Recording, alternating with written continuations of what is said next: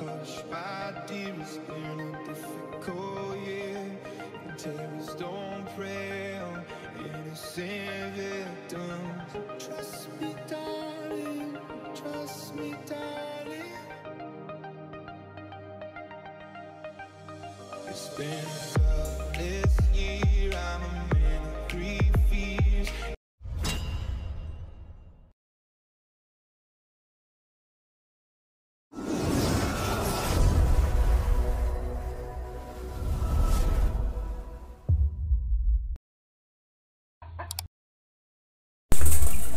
Ayan, magandang hapon sa inyo lahat mga kamanok.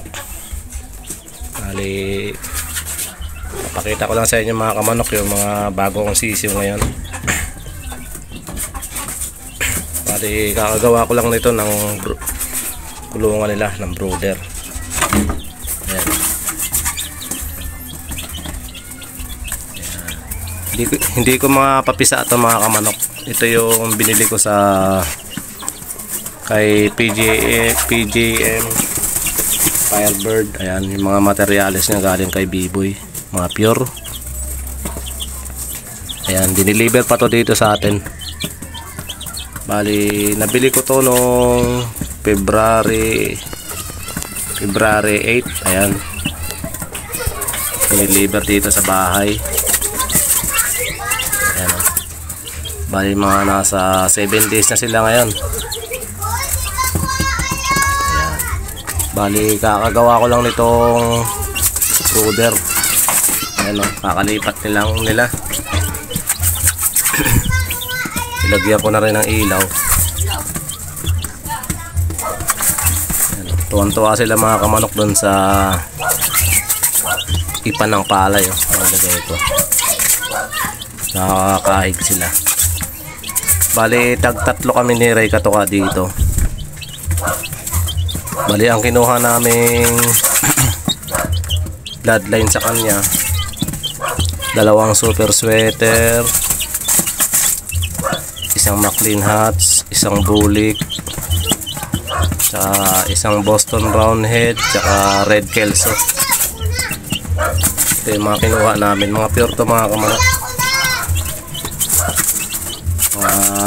Materyales niya galing kay B-Boy. Ayan, kaya nakabili tayo ng ano rin natin. Gagawin din natin materyales to pag lumaki. Sana mas maraming lalaki. Nagtatlo kami ni Ray Katoka dito. Ito yung super sweater mga kaman. Tapos bulik. Ayun, McLean hats.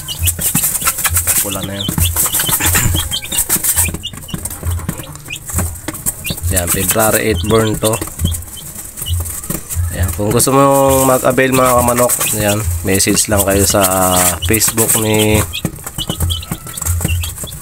PGM Firebird. Ayan, ito yung ayun yung Facebook page nila. Nakikita nyo naman mga kamanok yung mga materyales nila doon na legit talaga na bumili sila kay Firebird Game Farm. Ayan, nakikita nyo yung mga pure na super sweater nila, McLean hats, red kelso, tsaka Boston. Hindi ko lang nakuha mga kamanok yung white kelso kasi nagkaubusan nga. Ayan, sold out agad. Yun ang hindi ko nakuha ang sisiw. Kahit isa lang sana. So pinakyaw daw. Kaya ito lang yung mga available na natira. Ayan, kasi sigla sila mga kamanok. Inilawan ko lang to mula nung pagka-deliver dito.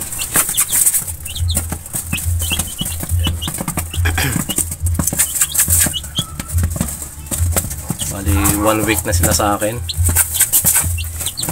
8 days. Pag nag-isang buwan to, bibigay ko na rin kay Ray Katoka yung kanya. Kasi baka mamatay lang doon, sayang.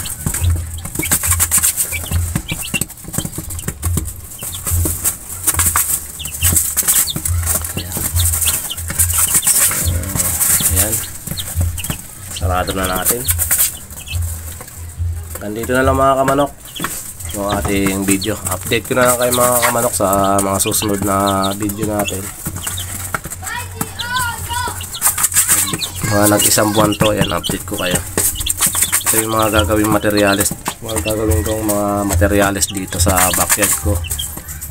Ayan, gagawin ko, i-cross ko sila sa mga winning line ko dito. Ayan, para mas lalo maganda yung ating mga palahi ngayon. Next year, ayan, marami na akong mga paanak dito. Sana maraming lalaki. So ayun mga kamanok, hanggang dito na lang. Maraming salamat mga kamanok.